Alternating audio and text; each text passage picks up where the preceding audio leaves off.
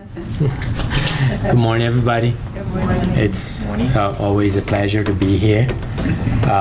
In this morning, this moment that we took to come here and come not only in the companionship of people who, like us, are trying to improve their lives, or maybe became touched at one point in our lives, that we think it is important to take some time from our normally very, very busy life and come here together, not only this Sunday, but in the studies of Spiritism, etc., so that we can maybe get in touch with that very deep and real part of us, which is our spirit or spiritual essence. Normally, from Monday through Saturday and many times Sunday, we spend a very, very busy life trying to take care of this physical body. So we have to work because we need to buy food and sustenance for our bodies, and we also need shelter. So we're busy. Sometimes we work, there are people who work 8 hours a day, others 10 hours a day, but we get busy and we get tired. And so there are certain things in our lives, especially when it relates to the relationship to the people that we live with, people who are part of our daily lives, we tend to neglect. But everything that we do in life, and including not paying our bills on time, that we're going to see that our credit score is going to go down and we're going to have problems getting loans in the future. So all those things that we do will eventually catch up with us. There's no way that it will not. Anything that we do will catch up with us. If we do what's good actions, then in the future, maybe in the immediate future, it is already doing good to us because we're doing good. So it's going to catch up with us.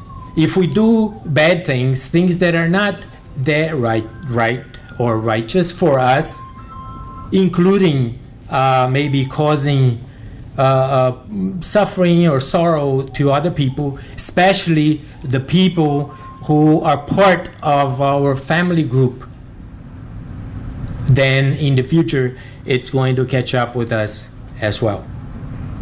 There's no way that we can get away from it. If it doesn't catch up with us in this life, we'll eventually catch up with us. So we live all this very, very busy life, and most of humanities don't think about those things in their day-to-day life. So normally, and that is from my experience working in the past with people who are approaching death, I have learned.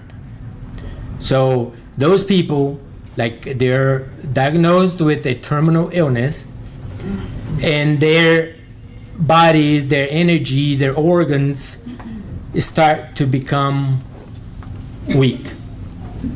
And that happens with a lot of people when their journey on earth ends or is ending, and the new life is going to start.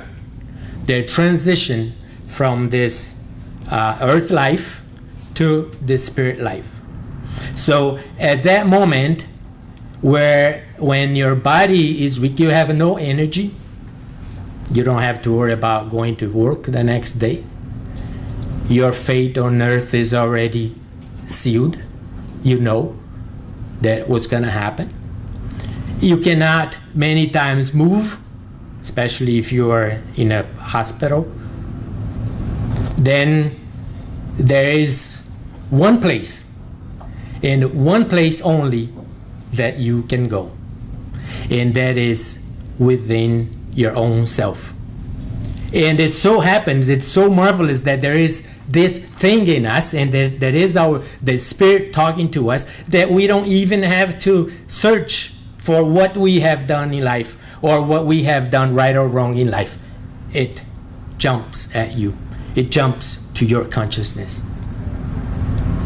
And then you have all that processing while you have no place to go. You're not, the time of a transition is not yet come. And then you start evaluating your life.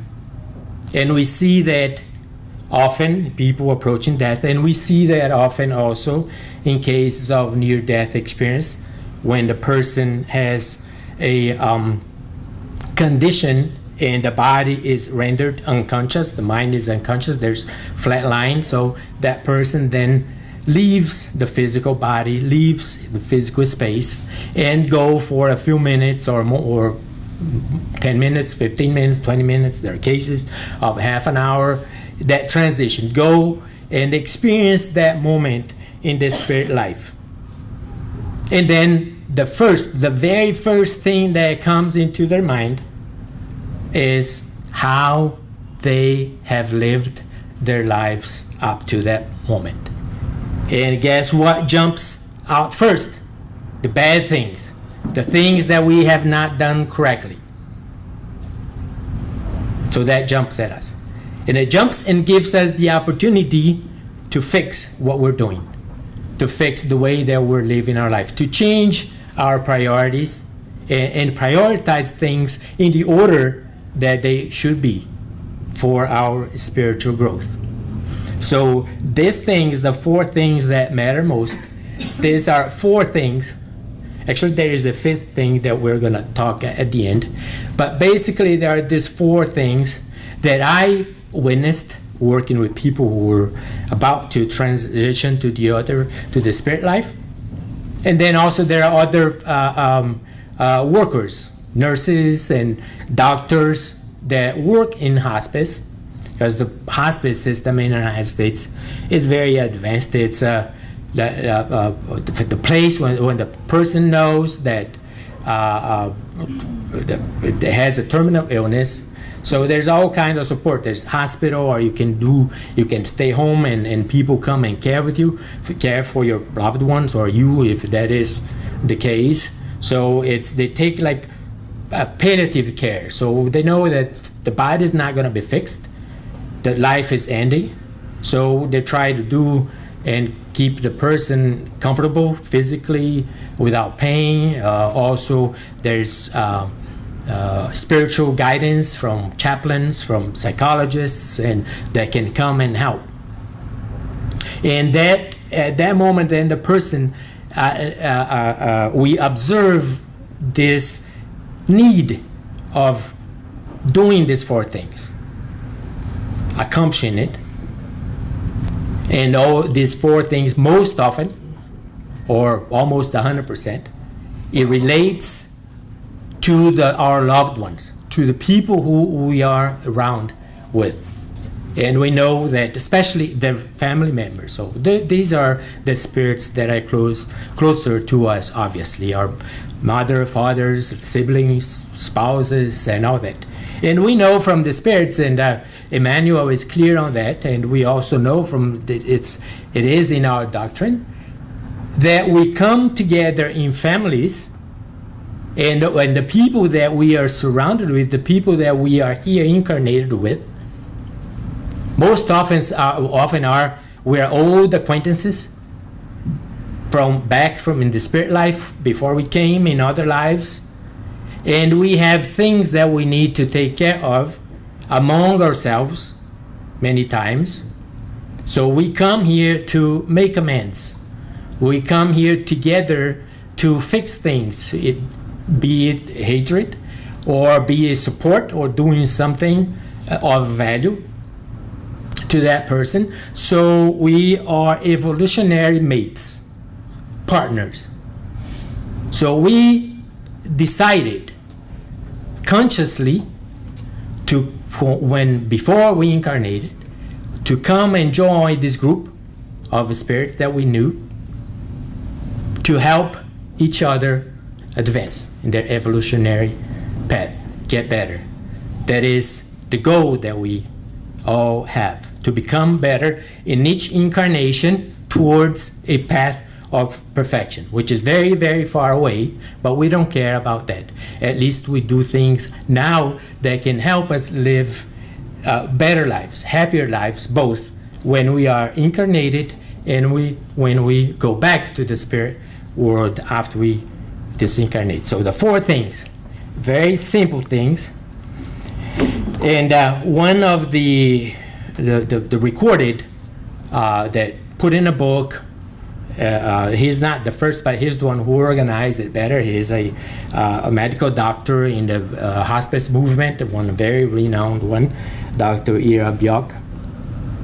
And he has 25 years of hospice and many, many years working in emergency. So he then seeing that, because very caring, normally doctors in the hospice, they take time to talk to the patient and to the family, because it's a different story. They're not there to fix, they're not going to promise to save their lives, because they know that they're can't be saved, and that next step, although there are cases of recuperation or getting better health, at least for a while during the hospice, when the person was supposed to die, because you can only go to a hospice or your loved ones when you're diagnosed with 6 months or less to live. And some people, and I saw it because when I was working, there are people that are there for 5 years because they won't die. They were supposed to die in 6 months. Then they get into that environment. They receive good, it's nourishment and also psychological help. Maybe that's all they needed. And they keep getting better instead of getting worse. And that's good. So Dr. Bao put in a book that he titles The 4 Things That Matter Most. This book is about 10 years old, and it was one of the first books that I read to learn more about hospice when I volunteered, or before I volunteered. And it makes sense because what he says I saw, I witnessed. So I had this idea of sharing with you guys, and because I share it with my family members, because I try to take care of that so that I don't have to worry about when my time is coming, because I want to worry about other things. So I take care of this before so that I don't need to take care of that later at that time. So here are the 4 things. Does anybody recognize the need of those and the importance of those? Those are the 4 things. The first one is forgive me. The second one is I forgive you. The third, thank you. And the 4th, I love you. And these 4 things, very simple, we should do in our everyday lives. Then there's the last one that we can see, and that also helps our transition, or their transition, that's going to help us too, is goodbye. Goodbye. Today is the 15th anniversary of an act of the apex of ignorance and fanaticism. Today is the day, it's 9/11, the day that those crazy Muslim radicals blew up the World Trade Center. 2,996 people died in that day. And there, many of them who were trapped and had a chance to call their families, they called their families and tried to say the 4 things. There are also calls of the Flight 93 that fell on the ground in Philadelphia, I think, Pennsylvania, that were probably targeted to the White House or to the Capitol Hill. And those people who were fighting the terrorists, some of them had a chance to call their families somehow, and also those things were there. Or if not, if time was short, at least the I love you were there. I read about this person. He was one of the quote that because they recorded it and some were released. The man very calmly, none of those 2,996 people except the hijackers knew that they were going to die that day. They didn't know. They went there happily. You know, it was beautiful day in New York, sunny, if you all remember. It was a nice day. So all of them went there happily, as they go every day, drinking their coffee when that thing happens. So there's one other cause. This man, very calmly, first he told his wife about his insurance policy. The insurance policy, that you take care of that, it's everything. It's there, you know where it is, you know what to do with it, so you take care, use this money, take care of the children, and then I love you, forgive me, I forgive you, goodbye. So there's closure.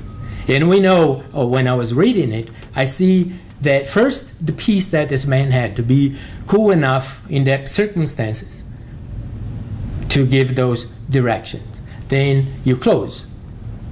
Then you're ready to go. I don't know, maybe he knew that there is life after death. Maybe he didn't. But anyways, he acted as such, calmly, as if he had organized everything before his departure to the next stage. So, but now, everything that we do, be it good or bad, positive or negative, we are the first ones to either profit of the good that we're doing, because that is, the goodness is reflected, the goodness that we do to others is reflected in our physical body, in our physical appearance, in our emotional health, all of that. The opposite is true. If we do bad, or if we hurt people, we are the first ones also affected negatively, because that affects our health, obviously affects our psyche, and affects everybody, people even around us, the energy around us. So, and we know that we are in this incarnation, or every incarnation, or even after this, this incarnation, we have one goal in mind.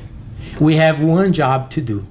And that job is to work on our own evolution, spiritual, moral evolution. We do that ourselves. We are lone wolves in that sense, because we work in that individually. People who are around us, people who we share our lives with, people who guide us, be our parents, be our whoever, teachers, whatever, they are helpers. And their help is welcome and useful. But ultimately, our journey is individual. It's us. It's us. So when it comes to do things that we should do, things that will help in our evolution, our progress, we should take it seriously, because it's going to benefit us. We are the first, either with the reward that we get from doing what's right, following God's laws, there's more than one, right? Or suffering the consequences of things that are not that positive. So we should always keep that in mind. So now, forgive me. So what we're doing when we ask forgiveness to someone, it could be something serious or not so serious, because many times we cause hurt to people. We are practicing humility.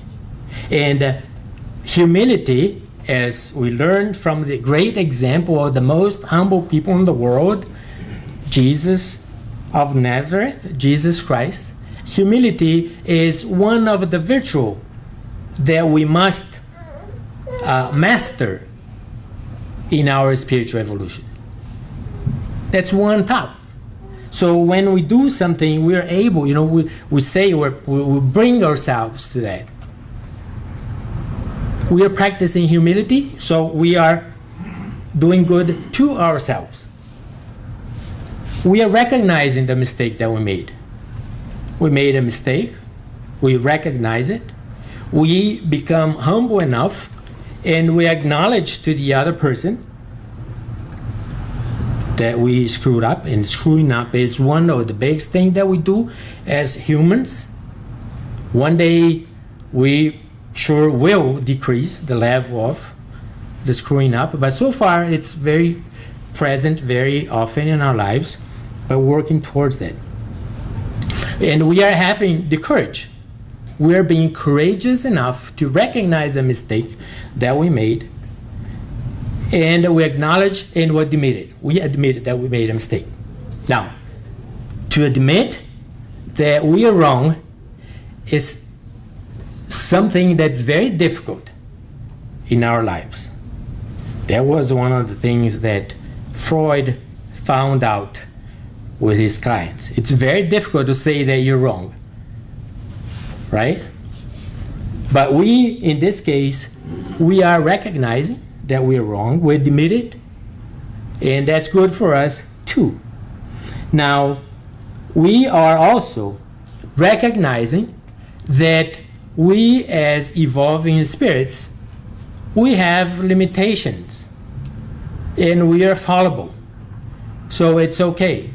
So the same time that we're recognize all that and that we're asking someone to forgive us, at the same time we can use and apply that to forgive ourselves. And we all have all these little things that we did in life. Some things that we don't mind telling other people. Some things that we don't want to share with other people because it's not. So what do? We did it. If we did it while we are ignorant, we didn't know, we forgive ourselves too, right? And we go and sin no more, as Jesus told the lady. And we are recognizing and respecting someone else's feelings. And as I mentioned, and as it is often, this someone else's is the person that is very close to you. Probably the person who you share your bed with. So you respect their feelings. And you know that you made a mistake. You respect because that person is hurting. So you use that time to fix that situation. Now, we're also recognizing that we caused a hurt of whatever dimension that was. Maybe just a little scratch, maybe like a deeper wound or something, but something is there. So we recognize that we inflicted this hurt, and we regret doing so. So we're doing here in forgiving is making amends for something that we did wrong to someone, normally someone we love, or someone who we have loved in the past, because especially today, right? Sometimes we have more than one family, we have more than one marriage, and the person who we used to love in the past, the guy that was our prince or princess, that we fell head over heels in love, they're not our lovers anymore. But we loved that person. That person was part of our lives, part of our growth at one point in our lives. It was a person that at that time helped us also in our evolutionary path. So there's merit in there. So forgiveness should be extended to everybody, not only the person, the people that we are present with, but people who one day was part of our lives, were part of our lives. Now, regretting is a good thing, because when we come to this life, to live life on earth, we don't have a manual. We don't have them in. There's nothing written. So it's easier today for people being born here to work on their iPhones and all that without manual, and many times without even having English as their first language. They do it easily. But to come and live, we have no manual. We learn by trial and error. That's how we do it. That's how we live. So, and sometimes when we see that our life is not that happy, that we seek to find reasons why, then we might encounter it. That's why we go to a religion and practice. That's why we come here to the Spirit, is to see if we find some kind of guidance to help us live better, happier lives. So the manual is our trial. So regretting for our progress is something that is very important. Why? Regret is a crucial step in this process of evolution that we go through. It is crucial for fixing wrongs that we have done, that we recognize, and also following the path of evolution. Evolution is something that is progressive. It's from a lower point to a higher point, from an inferior point to a superior point. So it's progressing. So our spiritual evolution is something that we do for the better. And Kardec, when Kardec asks about regret, and that is in part of question 992 of the Spirit's book, then Kardec asks if we regret things that we have done when we are in spirit life or when we are in incarnate life. We regret in both, and the spirits are clear, and we see that through people going through the near-death experience, that the deepest, the one that touches you the most, that regret that really causes emotional pain, is when we are out of the physical body. Consciousness is clear. We have a broad overview of everything that we have done. So we regret, and probably it is deep enough that we want to change it. And if we are incarnated here to do things, to fix things, most likely we're back here because of regrets that we have had, things that we have not done correctly that we need to fix. So the spirits say that we regret also when we are in the spirit world. However, we can also, this regret can also play a role here. It can touch us while we are in the physical state, when we are still incarnate. And then they say that us as a spirit, that we are advancing in the present life. We are advancing now. So we are advancing every time that we're born. From the moment that we're born, we already took a step, even if it was a little one, in this progress. When we disincarnate, that we learn things, that we know things that we did wrong, we try to fix it, we follow, we continue our journey, we are progressing. So the spirits say that we can advance even in this life due to the regret, something that we know that we did wrong that we need to fix, if we have time to fix it, if we have time to repair this wrongdoing. So if we are people who cause or enjoy causing hurt to other people, and we do that. I know people who have done that. 30 years of marriage, 30 years of hell with the person that is supposed to love and protect you. So if you continue doing that, there's no regret that you're going to suffer. If you doing that, you recognize one day you say, I need to change it.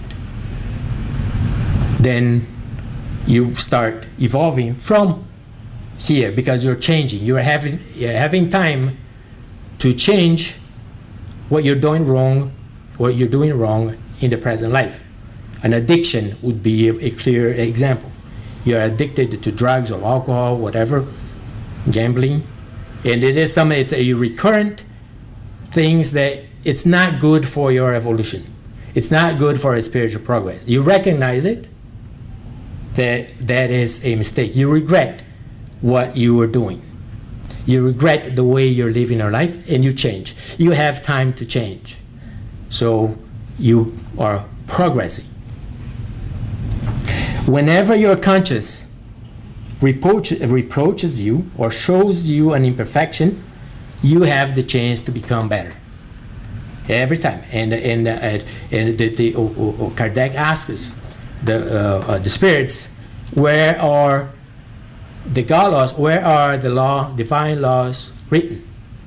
And the answer is in the consciousness of men. So it is in our conscience. And we know, we have attained a level of IQ so far, intelligence and self-consciousness, that we know when we are doing wrong. We know when we are. It's not, we know that we're doing is wrong. Even my cat knows that when she does something wrong.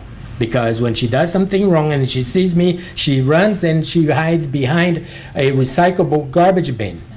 And it's a cat. So we know when we're doing things wrong. So we can fix it. Why? Because it's good for us. It's good for us. That's what we want. Now, how forgiveness benefits us. We are shedding a burden which otherwise we could carry for a lifetime, as frequently seen in the deathbed when a person is approaching death. It's there. It's clear. It's like a billboard outside saying it.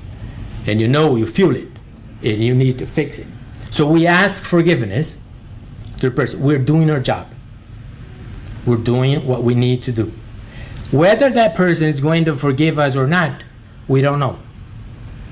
And we don't care. We hope that person forgives us when we ask. But if he or she decides not to for whatever reason, we can't do anything about it. We did our part. We are humble enough. We recognize the mistake and we try to fix it. Then the burden is on the other side. We already did our share. So we also are releasing a poison which, if left too long, may ruin our physical health. This is study. Regrets, all this that we have, remorses, there's all these things, grudges that we hold. They are physically, their damages is physically seen in heart problems, diabetes, cancer, and so forth. And there are already, Bernie Siegel was one of the first, I think one of the most popular doctors who, when giving a treatment to the person, or prescribing the treatment, also studied the emotional life of that person, how the person's life was. And many times there are people who had serious diseases and holding grudges, resentments for years. So when he was able to show that person that the feelings that she had, all that, it was also influencing the unhealthy state of her body, and the person decided to change, she or he got better. So there is a measurable, studied in psychology and also medicine, the damages that these things do to our physical body, and consequently also to our spiritual evolution, because it hurts us. We are also making room for a more positive relationship with the person or people in question, the people who are. We're opening new channels of relationships.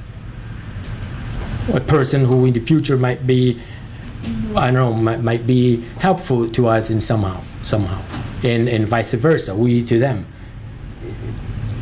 And most importantly, we are seeing a sign that we are in the right path of spiritual evolution. To learn to forgive and to ask forgiveness, to love, do good.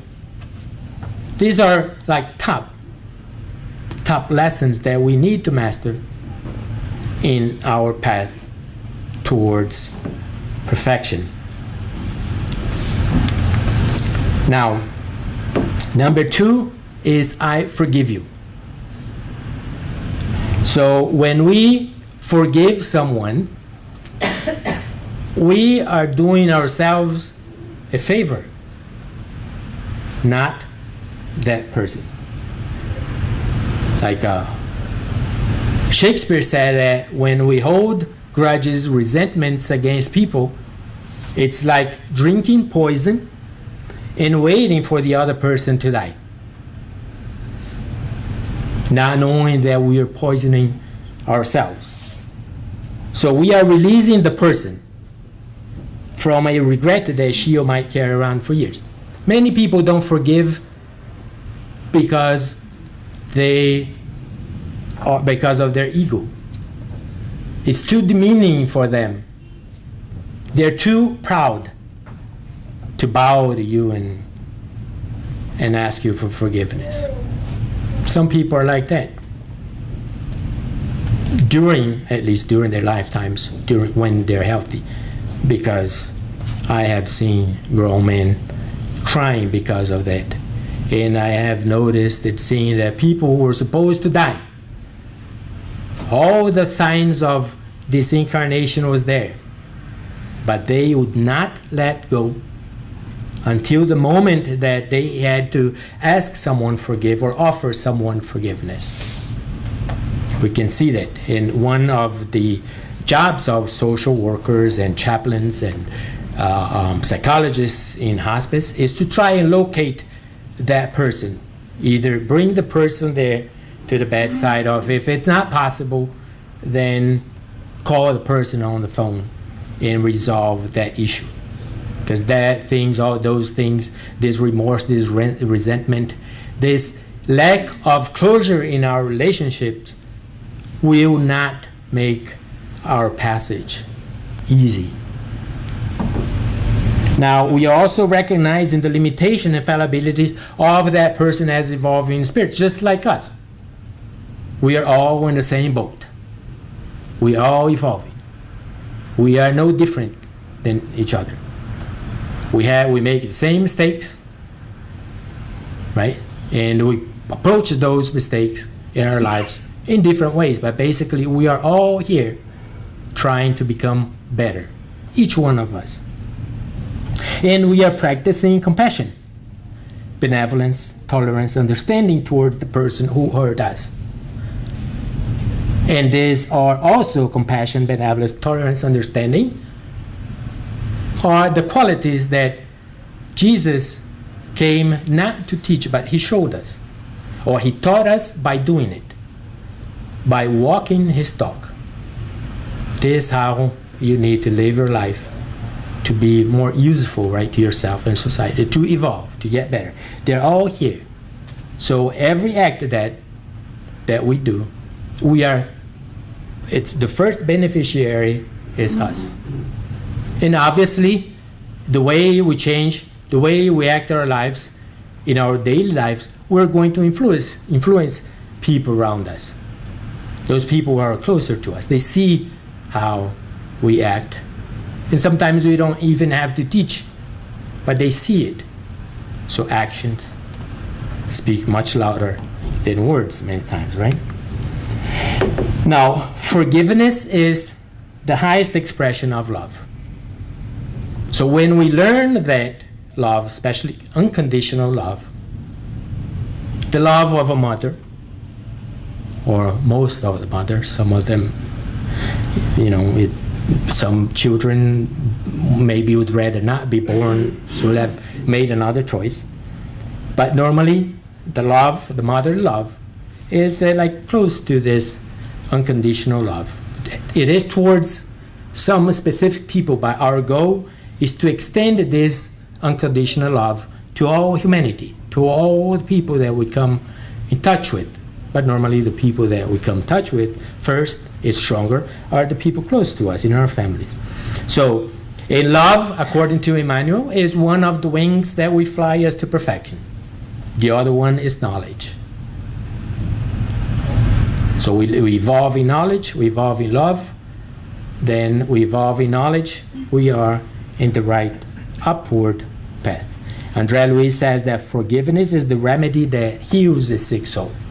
That we can see that, we can witness that, and we can feel that in our lives if we do that. We feel it in our guts. And when we clear the way, it feels much, much better. Life is lighter. So we have from Dr. Bayok that feeling resentful toward the people we love or once loved, feeling distance from them erodes our own happiness. It's our own happiness. It's us, because it is us putting that junk inside or leaving that junk inside. So we're doing ourselves a favor.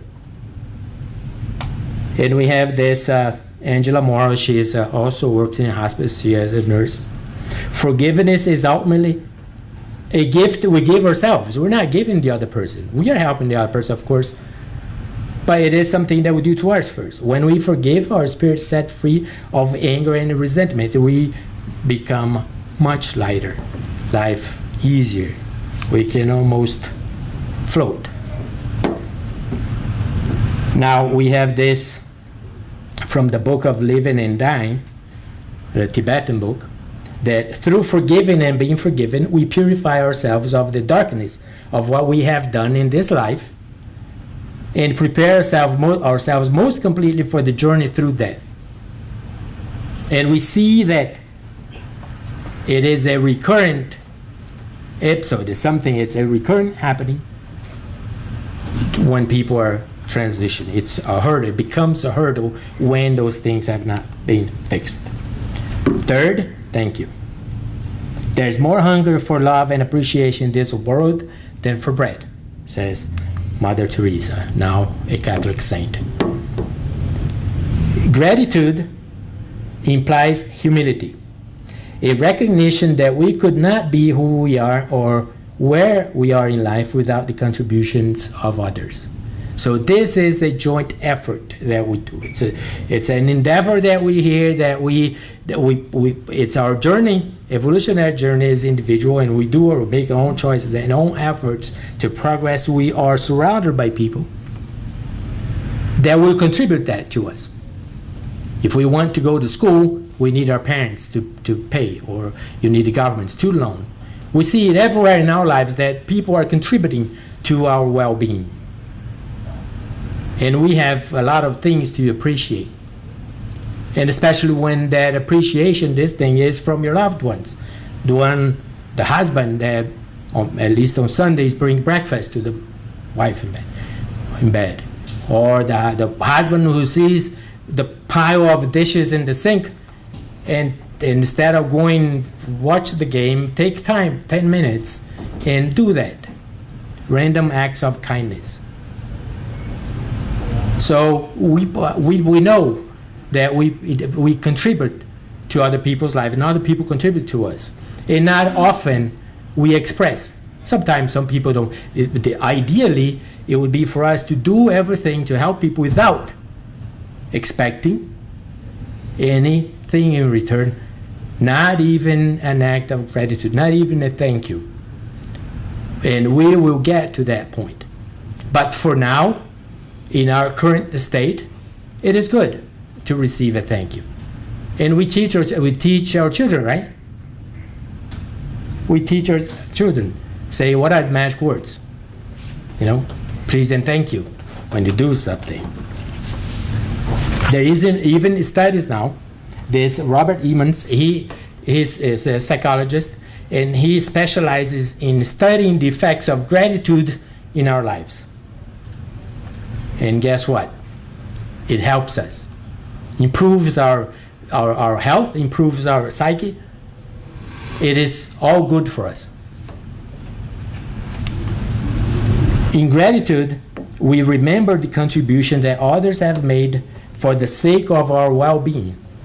We, on the recipient side, we acknowledge having received the benefit, and we realize that the giver acted intentionally in order to benefit us.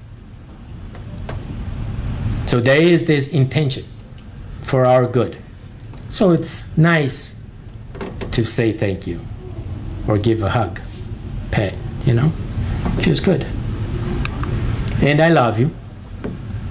This is one also that's very, very important. And the fourth thing that sort of after those three are worked out, that bring closure to that moment. And I'm pretty sure that those people who 15 years ago died, and today, this very day, there's about 150,000 people in the world making their transition to the spirit world. Another 300,000 coming back from the spirit world to here. Now, how many of these 150,000 who are leaving Earth today have done all this and finished all this and having a very nice, peaceful transition that it will not require too much work from the spirit side of life? So many of those. One day, we're going to be one of those. So how ready are we? So how have we closed everything? Have we done everything so that we can go fly to the next stage of living without looking back? Because that's the goal. The goal is for us to do everything that we do here the best we can, helping as much as we can our loved ones in our society, so that we know that we have left with our job done, or the consciousness that we did the best we could and we have no regrets. We go, we fly into the sunset and we don't look back, because we know that we have done it right. I love you. Love is beyond romance. It's beyond, it's more than that. We have from the Webster Dictionary, it is a unselfish, loyal, and benevolent concern for the good of another. For the good of another, altruism. We not even think about us. We are thinking about the other, and we know that Jesus taught that what you do to others, in Spiritism, in our doctrine, that is clear. It is what we do for others. It's how we help others. And the reward that we have is happiness, because we are going to feel very good and happy helping other people, making other people's lives easier to bear, especially when it is very difficult or they're going through hard times in this reincarnation. Now, for a physical wound to heal, all dirt and infected tissues have to be washed away. For an emotional wound to heal, all the toxic material between two people needs to be washed away. So this is something that we can start today. Mentally, we can start right now without having to wait until that moment that's going to cause us more hurt. So the time to wipe the slate clean is now, not later. Thank you very much. You all have a wonderful end of Sunday and a wonderful week, wonderful life.